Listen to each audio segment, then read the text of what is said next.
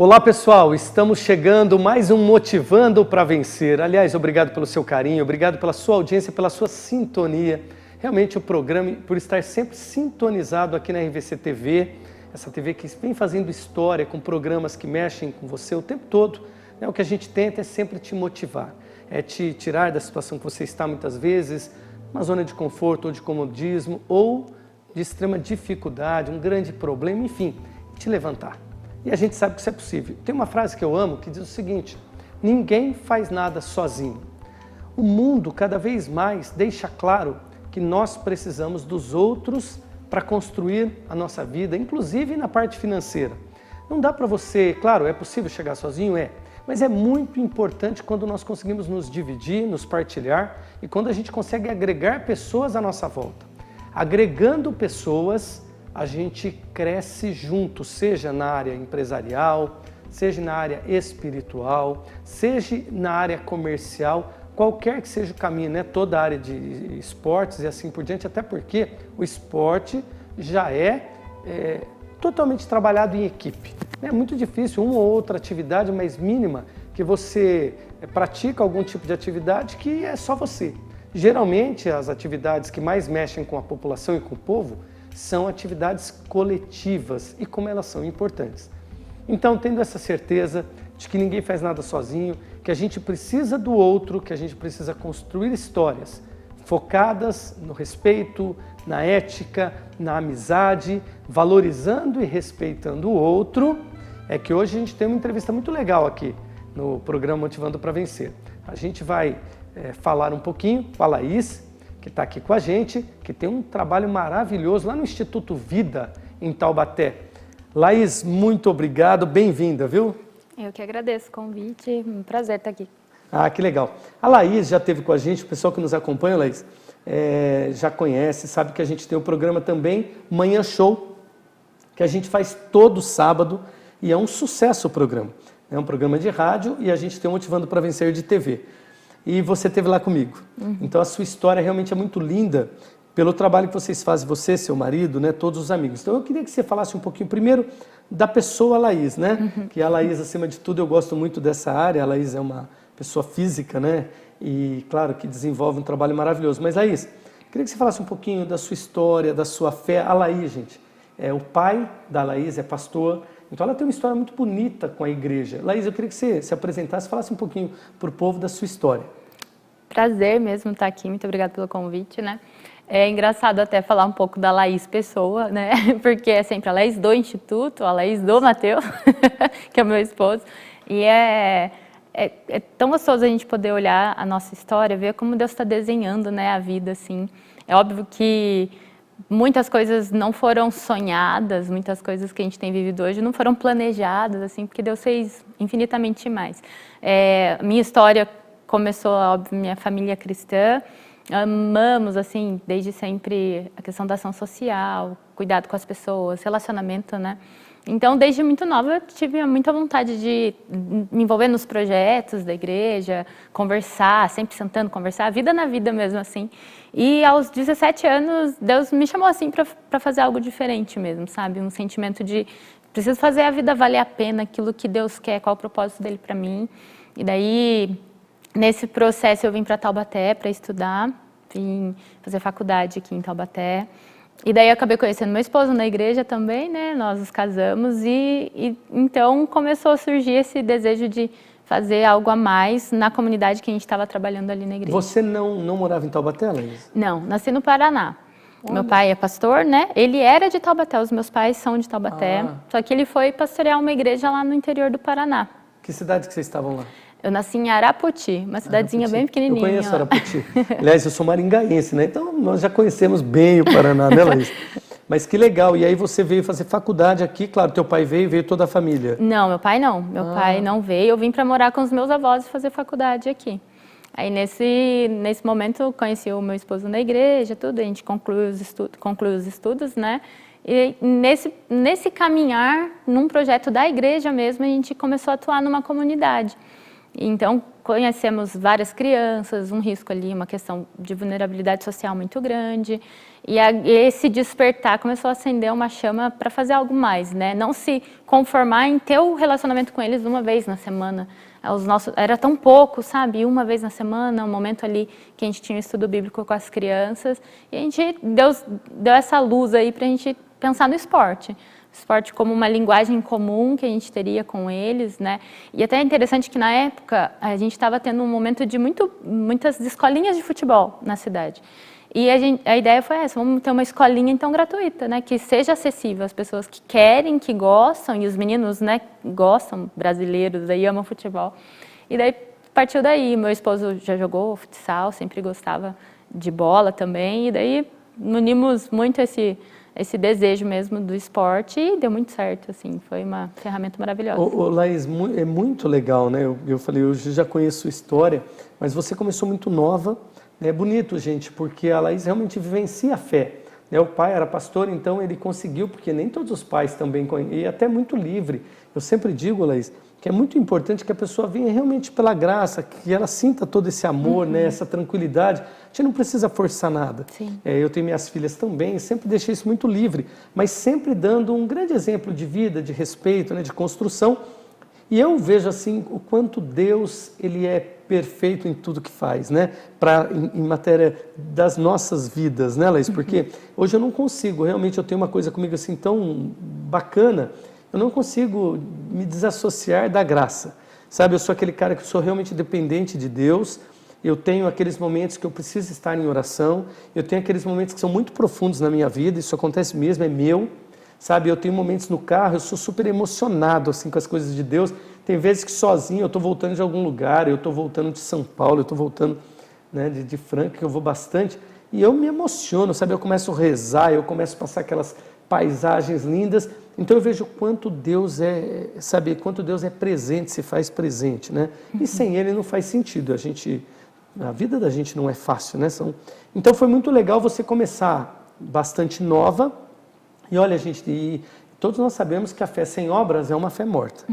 Então, por isso que, claro, você já era uma pessoa de oração, mas veio no teu coração eu preciso fazer algo mais. É o que você falou, deixar um legado, né? Uma história, né? Sim, com certeza. É ser inconformado com a situação mesmo.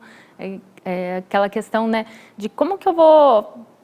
O que eu posso fazer, né? O mínimo que eu posso fazer para o Senhor, para mudar a realidade da minha cidade, das pessoas que estão ao meu redor, e ser mesmo um agente de transformação, né?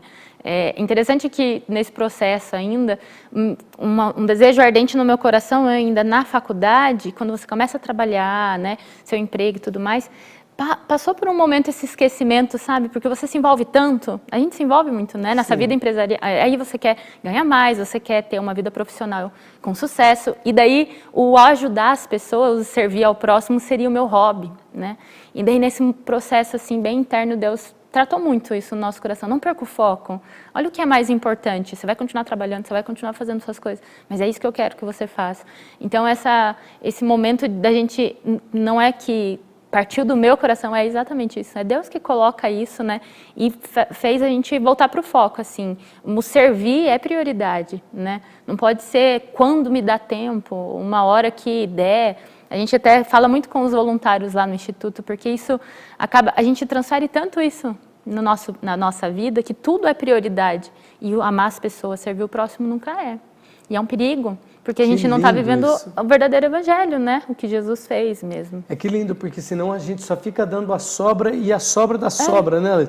E o tempo, você sabe que eu brinco muito nesse sentido, mas falando a realidade, um dia tem 24 horas, tem pessoas, aí você pergunta, você participou, você foi num culto, você foi numa missa, você foi... A pessoa, não preciso, eu não fui, eu não deu tempo. Cara, na boa, o dia tem 24 horas. Você tirar uma hora para agradecer, uma hora para louvar, muitas vezes só num domingo, né? Que eu digo que você vai efetivamente, ou que você vá 2, 3 vezes por semana. Eu também vou mais, porque eu gosto realmente, é o que eu falei, eu tenho uma necessidade enorme de vivenciar a minha fé, né? Acho que isso que me faz fortalecido, me faz caminhar, eu tenho um pique violento e eu não tenho dúvida nenhuma que isso vem dessa força interior extraordinária que parte da graça, né? Pura graça.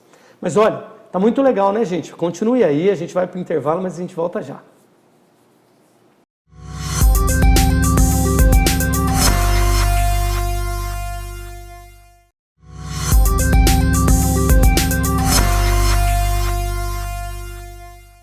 Já estamos de volta, foi rápido, hein? E nós tem mais Laís aqui, gente. Está bacana a entrevista. Olha que trabalho que essa menina faz. Ela é nova, o marido, e ele se doa num projeto. Hoje tem muito voluntário, o projeto é grande. Laís, o projeto realmente de vocês foi crescendo, tomando volume. Como é que é? Vocês começaram novinho, né? Você falou que foi... Você estava com uns 18 anos, 17, 18 anos? Foi aí mais ou menos ou um pouquinho depois? Com os 17 veio se despertar para fazer algo mais, né? Então a gente se envolvia nos trabalhos da juventude da igreja, mas o desenhar mesmo, o Projeto Vida, né? Que era o início nosso, foi um pouco mais para frente. Já eu estava com meus 20, 21 anos. Ela era velha, viu, gente? Tinha uns 20, 21. 20, 21, já me casei com 21. E daí que foi mesmo que começou a sair do papel, né? Demorou, acho que o processo também de formatar isso, né? É óbvio, com toda a nossa imaturidade, porque a gente fala, né, 21 anos. Hoje eu tenho 32, a minha cabeça de hoje é completamente diferente, claro. né? Isso é natural, né, Laís? Exato. E até, acho que a afobação, aquela vontade de dar toda a nossa força para Deus mesmo, sabe? Senhor, usa toda a gota de suor, todo o meu vigor da juventude mesmo, a gente dando isso para Deus. E Ele foi usando muita coisa na nossa história para nos moldar. Então, assim, no primeiro momento, o Projeto Vida demorou 3 anos para sair do papel. Olha. Foram 3 anos de escrever, de orar, de Deus nos transformar em muitas áreas para que aquilo pudesse acontecer, né? Então, há tempo para todas as coisas é a verdade. Perfeito, e né? o tempo de Deus é o melhor. Então, é óbvio que nesses 3 anos existiram frustrações, né? Porque aquela vontade de fazer agora, é para ontem, e a gente não estava preparado ainda, né? Então, Deus estava nessa escola da vida, assim, nos preparando para aquilo que Ele queria, que era completamente diferente do que a gente imaginava. Até o nome Projeto Vida, no início, para a gente teria um dia de fim, né? Um projeto específico para algum período, e foi mudando, né? Não foi nada disso, assim, do que a gente realmente imaginava. hoje o fato de ser instituto muda realmente tudo, né? De projeto para instituto, que é o que você falou, naturalmente, hoje deve ser um instituto mesmo, né? A ideia é essa mesmo, Laís, um Instituto Vida. Exatamente. E nesse instituto, aliás, eu falei para você, acho que o nome é lindo, super sugestivo, porque é um lugar que se gera vida. É exatamente Exato. isso, né? Exatamente. E a gente pensar mesmo na formação integral da criança, né? A gente contribui ali com a formação do caráter, como que está a vida escolar dela, a vida familiar. Então, o Instituto, assim, a ideia de mudar, né, o nome, até o que chama Instituto Vida é Instituto de Valorização, Inclusão e Desenvolvimento da Criança e do Adolescente. Que lindo. A gente fazer o nosso melhor ali para cuidar dessa formação integral mesmo da criança, né? Olha, gente, quantas pessoas hoje, quantos jovens, que vocês começam com quantos anos, de quantos a quantos anos e quantas pessoas já passaram pelo projeto, estão no projeto, Laís? A idade que a gente... lembrando, gente, só porque nós tivemos a pandemia também, né, Sim, Laís? exatamente. A gente teve uma pausa aí, né? Criamos um jornalzinho, inclusive, na pausa, foi bem interessante. Mas a gente trabalha com crianças de 7 e daí até adolescentes de 18 anos. Nesse ano, a gente não retornou ainda com as crianças de 7 anos. Iniciamos a partir de 9.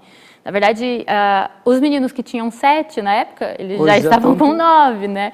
Então, a gente continuou com a mesma turma, não pegamos uma turma nova. Então, a gente continuou com a mesma turma, inclusive, aí estendemos, a gente tem até os 19, porque eles perderam, né, um ano, assim. Sim. Então, esse ano a gente está com essa turminha de 19 também. É muito legal, porque a gente tem ali alguns alunos que estão com a gente desde 2013. E privilégio poder fazer parte da vida deles. Que bacana. E acompanhar, né, esse crescimento, assim, e ver quanta coisa tem acontecido, os momentos das escolhas, as dificuldades, auxiliar os pais também, de alguma maneira. Então, assim, essa ideia dos 7 aos 18, porque tem uma data limite? Não tem, porque a gente quer que a partir dos 19 eles sejam voluntários. É uma coisa que é muito interessante a gente pensar. Olha, gente, que legal. Uma pausa. A ideia é, as pessoas participam, né, esses jovens participam do projeto, e quando chegam lá nos seus 18, 19, está na hora de sair do projeto, que se torne voluntário. E realmente isso deve acontecer muito, né? Porque tem muita gente ali que deve ter muito amor pelo projeto, pelo instituto, né? Sim, a gente, como a mão de obra é voluntária, a gente encontrou bastante dificuldade, né? Como eu estava falando. Às vezes a gente quer dar a sobra, né? Eu vou dar 1 hora na semana, mas qualquer outro compromisso que eu tenho vai entrar na frente. E assim, por conta dessa visão errada do que é voluntariado e confundir voluntariado com o serviço cristão, foi bem difícil da gente formatar isso, né? E nesse processo, a gente enxergou como as crianças amam o Instituto e como eles seriam melhores voluntários do que a gente no começo, assim, né? Então, foi muito legal isso, assim, de ver já na adolescência eles demonstrando que queriam ajudar, esses que cresceram com a gente. E hoje a gente tem uma equipe de voluntários assim, que cresceram com a gente, que amam o Instituto, que servem ali com o melhor, né, dedicando as horas Vocês deles. atendem hoje quantas jovens, criança, quantos que vocês atendem hoje? Hoje a gente tem 160 alunos. Olha, gente, que bacana, que projeto. E quantas pessoas têm base, mais ou menos, que já passaram pelo projeto, Laís? Olha, a gente vai fazer um cálculo exato até nos arquivos nossos lá, que a meta é digitalizar tudo agora, mas a gente calcula mais de 600 crianças e adolescentes. Que história linda. E geralmente as pessoas que vêm, tem muitas que vêm em realmente situações assim de extrema vulnerabilidade, Laís? Tem. O maior problema que a gente enfrenta é a desestrutura familiar, né? É muito triste ver como as condições básicas do desenvolvimento da criança ela não recebe, né, muitas vezes. Então a gente trabalha muitas vezes com crianças que vêm inseguras, com ansiedade, dificuldade de aprendizado. Até nessa questão da escola mesmo, a gente tem parceria com a escola do bairro, né? E quantas notas ruins? A gente enfrentava muitas notas ruins, assim. Eu falei, a gente começou a pegar todos os boletins, fechamos a parceria, tinha que entregar, obrigatória entrega. E no primeiro mês que a gente fez esse... Olha, gente, que legal. A pessoa que participava do projeto, ele tinha que entregar o boletim. Exatamente. Não paga a escolinha, mas tem que dar as notas, né? Tem que estar ok na escola, sem número de falta, não faltar aos treinos. E daí, na primeira vez que a gente fez esse levantamento com os boletins, foi uma experiência, assim, muito, muito interessante. Porque eu não sou professora, eu sou formada em administração, né? Eu não sou pedagoga. Eu falei assim, vou fazer aquilo que meus pais sempre fizeram comigo, de cobrar, ver a minha nota, né? Então, vamos fazer isso. E sentei um por um. Aí, meu esposo ficava na quadra, ia chamando um por um da chamada. Ó, esse boletim aqui, que está acontecendo, e nota vermelha, e não sei, muita nota vermelha. Aí, notas baixíssimas mesmo. Aí, de um bimestre para o outro, só desses dias que eu sentei para conversar, puxava a orelha e ainda dava uma pipoquinha doce, sabe? No final das contas, em um bimestre, a gente teve a melhora de 60% nas notas. Que espetáculo. Teve um aluno que melhorou 82% nas notas, e ele nunca mais foi um aluno ruim. Então, assim, a gente muitas vezes... Faltava um apoio, né, Laís? Percebe, gente? Eu amo colocar isso aqui, que muita gente, o que falta é alguém que olhe, é alguém que consiga pegar na mão, é alguém que dê uma atenção diferente, porque geralmente a pessoa, quando está numa situação mais extrema de vulnerabilidade, uma pessoa que vive com dificuldades, quase ninguém para ouvir, né, Laís? Acho essa questão das notas, assim, foi muito, muito latente, sabe? Assim, os dados mostraram, não foram coisas que nós estávamos falando, eram números. Falei, gente, funciona mesmo. Então, muitas vezes a gente trata, todos têm dificuldade de aprendizagem, mas tem mesmo. Né? E a gente foi ver que, na verdade, não tinha. Eles queriam alguém que olhasse, que cobrasse, porque isso faz parte da infância também, essa cobrança, né? E funcionou demais, assim, a gente fica muito feliz com o resultado disso. Ei, tá bacana, né, gente? Mas olha, nós vamos para mais um intervalo, voltamos já.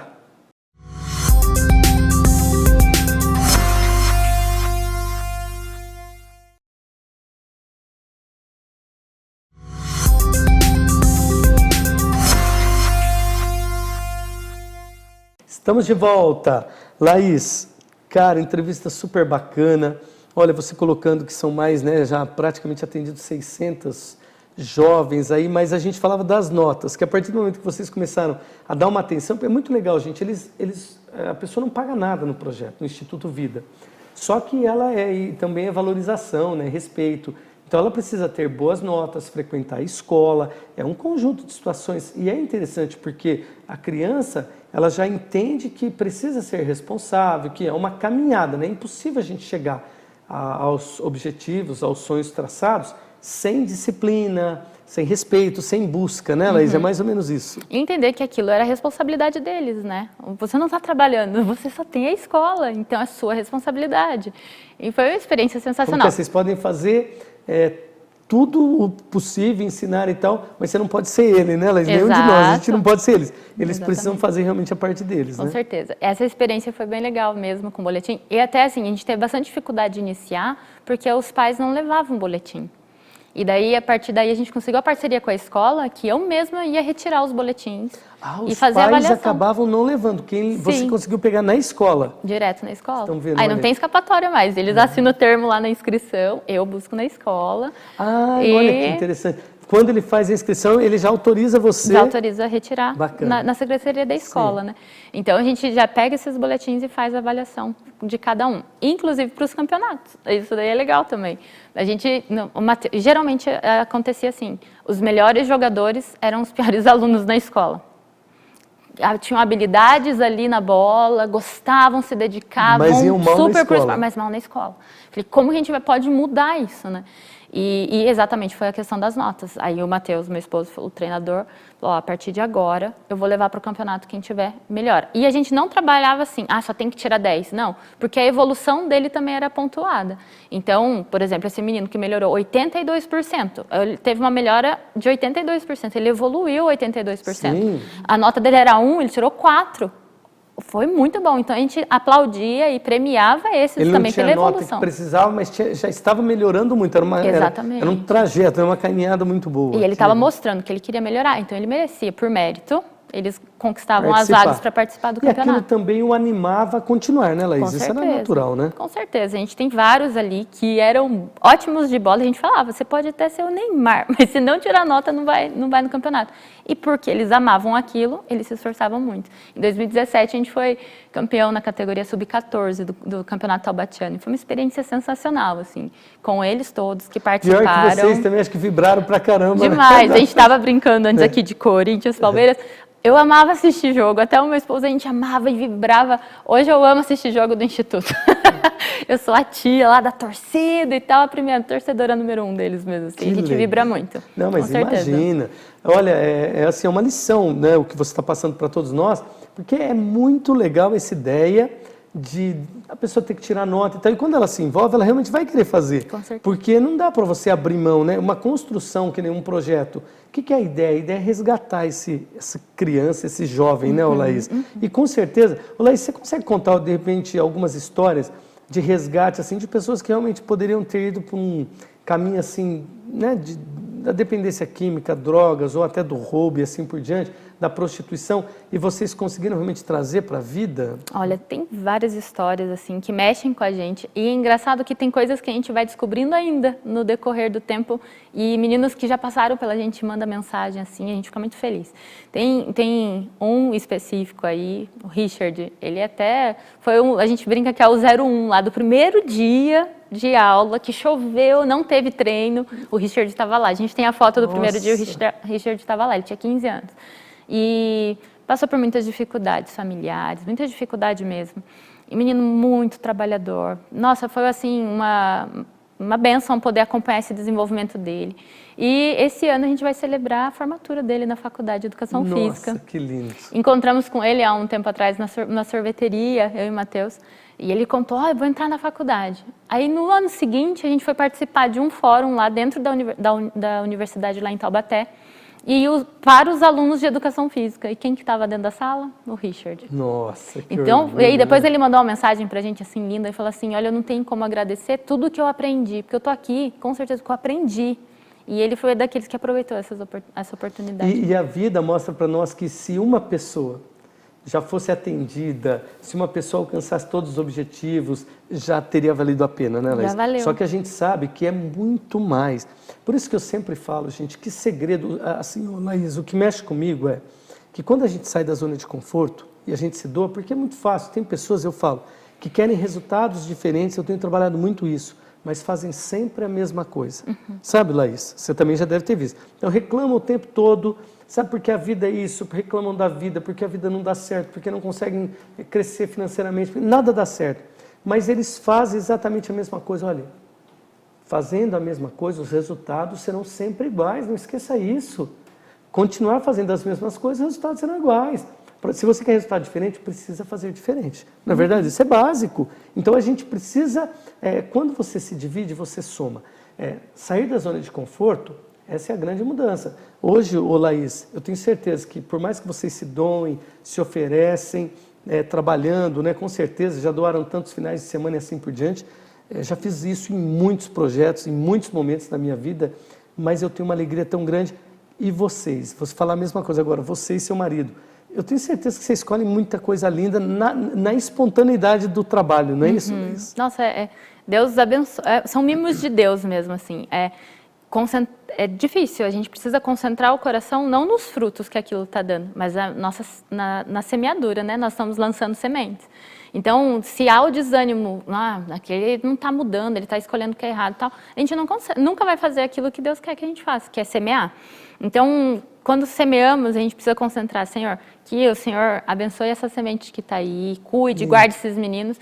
E Deus nos mima daí em vários momentos de ver que realmente as coisas estão acontecendo, porque é Ele que faz, né? Nós somos apenas um instrumento dele ali, no tempo dele. E de alguma maneira participamos da vida daquele menino, porque o propósito de Deus era esse, né, para ele. Então, assim, esses mimos acontecem e de maneiras extraordinárias. Semana passada, uma mãe foi lá na quadra para buscar o filho e ela falou assim, olha, eu quero contar para vocês que eu estou terminando o RH agora, a faculdade de RH. E eu tenho que agradecer porque vocês fazem parte disso, porque quem me incentivou a concluir o ensino médio, fazer o supletivo, foram vocês. Então, assim, olha que mimo, a gente ajudou em algum momento, nem lembrava mais dessa coisa específica, mas ela foi lá para agradecer. Porque ela hoje está se formando, que ela não acreditava que seria possível e transformou a família dela. Na verdade, imagine o tanto de pessoas que vocês vão impactando na caminhada. Porque quando o pai e a mãe, ou pai ou mãe, vê o filho melhorar na escola, imaginava que aquele filho não teria condições, ele percebe a mudança, claro que mexe com ele, né? Essa mãe foi impactada, com certeza, pelo trabalho, pela ação, pelo filho. Pô, Laís, é uma pena que tudo aqui é rápido, né? Mas é uma bênção. Eu queria que você deixasse uma mensagem final para os nossos telespectadores aí, o pessoal que está sempre sintonizado no Motivando para Vencer. Sim, essa situação de nunca muda, né? Queria desafiar você a olhar menos para você. Eu acho que a gente tem tanto se preocupado só olhar no nosso umbigo, nos nossos sonhos, nas nossas metas, e não tem feito o que Jesus nos chamou para fazer, de morrer para nós, de negar nós mesmos, sabe? De olhar mais para o outro, ter empatia. Acho que a pandemia ela nos mostrou a necessidade disso. E a gente reclama tanto do governo, reclama tanto da situação, mas não faz nada para mudar nem a rua da nossa casa. Então, o que Deus nos chama para fazer é ser luz, num mundo que está tão escuro, com tanta escuridão, e Ele mesmo é a força para que a gente possa sair do nosso comodismo. Então, Ele fortalece para que a gente seja forte e corajoso para fazer o que tem que ser feito. Que legal, e é verdade, né? Lembre-se, a gente muitas vezes espera a mudança do outro, mas quem precisa mudar primeiro somos nós. Exato. Muitas vezes, a mudança que você espera dos outros está em você. E você mudando, tudo mudará ao seu redor. Entendeu? Então, leve hoje essa mensagem com muito carinho. Laís, obrigado, foi excelente. Né? Medite aí e tenho certeza que tem uma semana abençoada e iluminada. Um abraço.